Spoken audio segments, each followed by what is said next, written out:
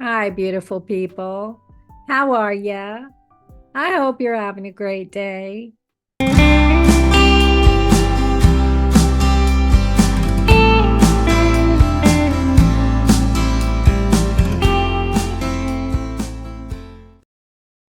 Thank you for your kindness and support as I worked through all of my allergy issues yesterday. As soon as my feet hit the floor in the morning when I got out of bed, my nose started draining and I was sneezing like crazy. I mean, it was immediate. And then it was constant all day long and started wearing me out. I had trouble focusing on the video that I was trying to get edited. I think it all worked out the way it was supposed to. I got a little behind anyways when I did the video, the second video on the skin and listed all of those disorders. That was, a 30-minute video, and it took me several days to get that one edited. That's what's difficult about doing videos that are longer than 10 to 15 minutes. They just take a really long time to edit. So I'm going to keep these videos, this one, and then 7 more videos to hopefully under 15 minutes so that it doesn't take me quite so long to edit. That way I can get them out to you in a timely manner. The night before last, I took my Allegra as I normally do. I take it every day, just keeps the allergies at bay. And then yesterday morning after that attack, I was like, what on earth? So I took another Allegra. You're not supposed to do that. I know that, but I did it anyways. And a lot of times that will help. It didn't help. And when my husband got home at 4:30, he thought I possibly had a cold. I sounded like I had a cold. It felt like a cold, but I just wasn't sure because I don't know, nowadays my allergies aren't constant. They come on like they did yesterday morning and give me a nice big surprise. And then I'm better for a while. More than 5 years ago, I had allergy testing and it revealed I'm allergic to pollen and various types and dust mites and pet dander. They said kitty cat pet dander. I don't know how you can be allergic to just kitty cats and not doggy pet dander. I think my allergist was being kind because we only had one cat at the time and we had several dogs. I think 3 probably at the time. I don't think 4, but it's possible. But I'm not allergic to mold spores, thankfully. Anywho, in the evening before supper last night, I took a Claritin. And if you hear some noises, it's coming from that direction. My husband is in the kitchen working on whatever, supper. I don't know. He's working on stuff. So don't mind that.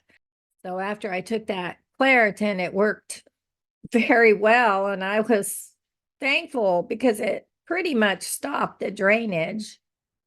I mean, I'm feeling stuffy now a little bit. My throat is a little sore, I think, from all that drainage going down my throat. But compared to yesterday, I feel like $1,000,000. I am struggling with a headache. So ibuprofen is my friend right now. But last night I was definitely ready for bedtime and I slept very well. So, anywho, I don't think it was a cold. I mean, normally with a cold, there's thick, discolored mucus. I didn't have that. My mucus was clear and thin. I mean, there's something I'm allergic to that I reacted to yesterday morning. I mean, we've got warmer weather right now. It's going to be getting cold here in the next couple of days, but right now it's like up to 60 degrees.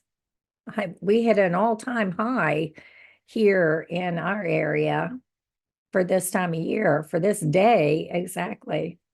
So I have drainage, sneezing, watery eyes, headache, all the allergic rhinitis stuff. So I'm pushing through it, even though I'm feeling just slightly miserable, not like yesterday. I don't like all this nasal stuff for sure. With a cold, your symptoms usually are revealed over a few days, not at once, like what happened to me. And as a side note, I've been on antibiotics for the last 9 days. That's a long time. And I do believe it's possibly affected my ability to fight off my seasonal allergies. I am on probiotics now. I'm very excited about that and excited to share how that works. But I want to give it a lot more time, especially since I'm on antibiotics so much. But at the same time, I want my body to accept this dental implant that I had put in here. And so the antibiotics are for that purpose. So finally, now on to what we came for. I thoroughly enjoy reading articles on the Very Well Health website. In particular, one caught my eye. It was titled The 8 Types of Fibromyalgia Pain. So I decided this would be a great topic because I wanted to find out if all of you have all of these things or just a certain number of these things.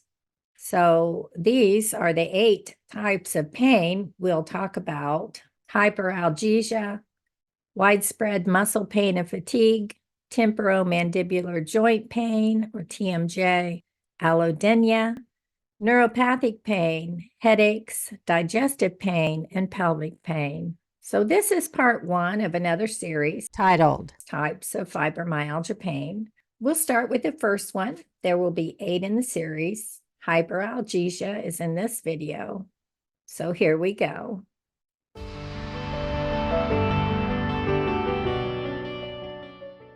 The topic of hyperalgesia has been studied extensively over decades. Hyperalgesia is an abnormally heightened sensitivity to pain. So what is normally painful will feel abnormally severe or excessive. In 1998, researchers stated, quote, "The cause for this effect can generally be in the periphery or in the central projection of the nociceptive system and may be related to nociceptive sensitization or decreased endogenous inhibitory modulation." Basically, even people with osteoporosis, chronic fatigue syndrome, and Crohn's disease experience hyperalgesia. Many diseases and disorders do. It's not a new concept that you can feel more pain than you should. When fibro was starting to show its ugly face in my body, I was experiencing severe pain in my hips. I mean, to the point that I had to put a pillow next to my hips when I sat in a chair or on the couch because my puppies, my doggies, wanted to sit next to me. Of course they did, and it was excruciatingly painful. I couldn't even handle my grandbabies sitting next to me unless I had a pillow there. I could, however, let them sit on my lap without severe pain. I screamed in the doctor's office when he barely touched my hips when I went to see him about that hip pain. One of the most embarrassing times I've ever had at a doctor's office. Yeah. I have always been able to manage my pain and have a high pain tolerance until that time in my life. It turned out I had trochanteric bursitis in my hips, both of them, and the pain I felt was hyperalgesia pain, real pain. that was over the top painful. For some people with fibromyalgia, a hug is painful, which is why I say gentle hugs. Hugs that involved smacking my back. People like to pat, or even just, pressure with the fingertips on my back would be excruciatingly painful.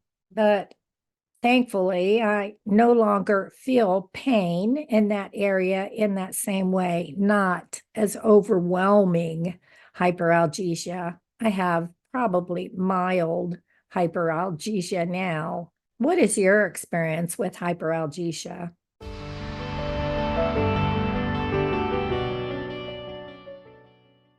In 2021, researchers again acknowledged the existence of hyperalgesia and fibromyalgia. They also acknowledged other aspects of sensitization, or as it stated in the research article, hypersensitization, a term many of us have difficulty with. But that sensitization, they stated in the article, are things like temperature changes, touch and pressure, to injections, like when getting your blood drawn. And yes, I can attest to that.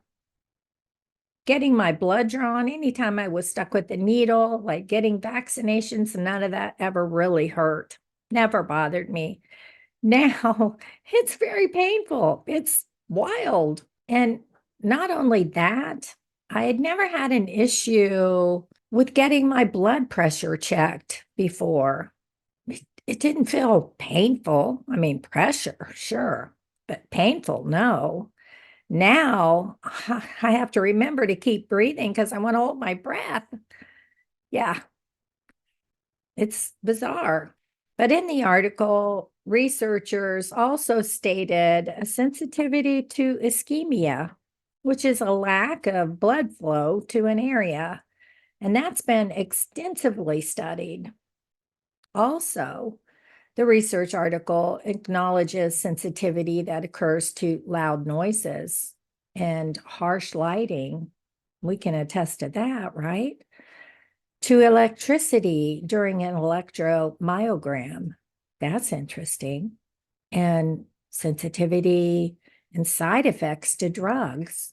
Basically, our nervous system is on high alert. It's possible that our brains are more sensitive to pain signals. Not our fault. It's a result of fibromyalgia. So, what do you think about this topic? I'll have part 2 out in a few days. I haven't written it yet, so I have to do that. Let's see. What is today? Today's Friday. I have that video coming out on Tuesday. So this will be Friday's video. And on Tuesday following will be the next video, which will be on widespread muscle pain and fatigue.